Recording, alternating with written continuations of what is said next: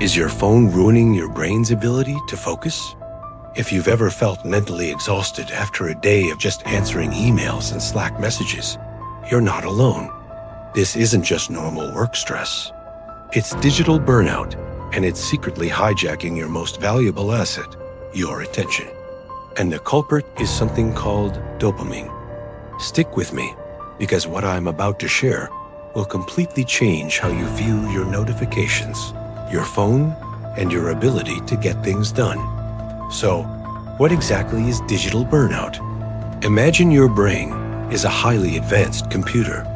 Now, imagine someone is constantly unplugging it and plugging it back in, over and over, all day long. That's what every notification, every ping, and every quick question does. It's a constant state of alert that leaves you feeling wired but tired, busy but unproductive. This is the silent tax of modern work, and we're paying for it with our energy, our clarity, and our mental health. The core problem lies in our brain's reward system, which runs on a chemical called dopamine. Our brains weren't designed for the constant, chaotic stream of information we face today. Every time your phone buzzes, your brain gets a tiny hit of dopamine. It feels good, like a small reward. Apps are engineered this way on purpose. They're not just tools. They're competitors for your biological reward system. Over time, your brain gets addicted to these cheap, easy hits of dopamine. It starts to crave the shallow stimulation of a notification over the deep satisfaction of focused work. This creates a vicious cycle.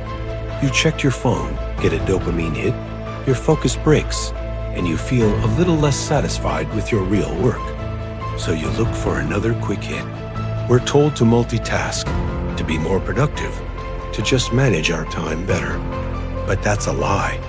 Multitasking is an illusion. Every time you switch tasks, you pay a cognitive tax.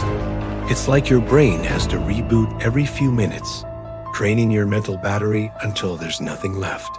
True high performance isn't about doing more things at once. It's about protecting your ability to do one thing deeply. This is why dopamine discipline is more powerful than any productivity hack you'll ever learn. It's about taking back control. When you master your dopamine, you master your focus. And when you master your focus, you master your outcomes. This isn't just about getting more done. It's about reclaiming your power from the algorithms designed to addict you.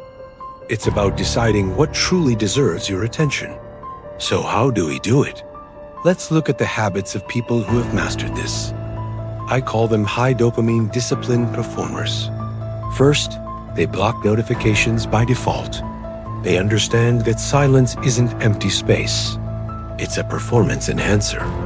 It's during these quiet periods that your brain rebuilds its capacity for deep, meaningful work. Second, they batch their communication. Instead of reacting instantly to every email or message, they set specific times to check and respond. This puts them in control of their day, rather than letting their inbox dictate their priorities. They also protect these moments of silence like it's part of their salary, because it is. They work in long, uninterrupted focus windows, maybe 60 or 90 minutes, where the only thing that exists is the task at hand. They treat their dopamine as a strategic resource, not a source of cheap entertainment. And most interestingly, they use boredom as a tool. When they feel the urge to scroll, they don't see it as a problem to be solved with more stimulation. They see it as a signal that their brain needs a reset. They let themselves be bored for a few minutes, which allows their mind to wander, make new connections, and recharge. Let's see this in action. A manager I know was struggling to finish a strategic plan. It was a 2-hour task that had been on her to-do list for a week. She decided to try an experiment. She turned off her phone and quit Slack for just 45 minutes. The result? She finished the entire plan. What took a week of distraction took less than an hour of focus. Another example, an employee who felt constantly anxious started taking dopamine breaks. Twice a day, for 10 minutes, he would just sit and do nothing, no apps, no scrolling. He reported feeling calmer, more in control, and had more creative ideas. A whole team even adopted a notification batching policy. They only checked messages at 11 a.m. and 4 p.m. The result? Fewer mistakes, shorter meetings, and they shipped projects faster than ever. The takeaway is this: your brain on endless notifications is not the same brain that makes great decisions, comes up with brilliant ideas, or feels fulfilled at the end of the day. Every ping rewires your dopamine system. Every interruption trains your mind to crave cheap stimulation over deep clarity. But the moment you start practicing dopamine discipline, everything changes.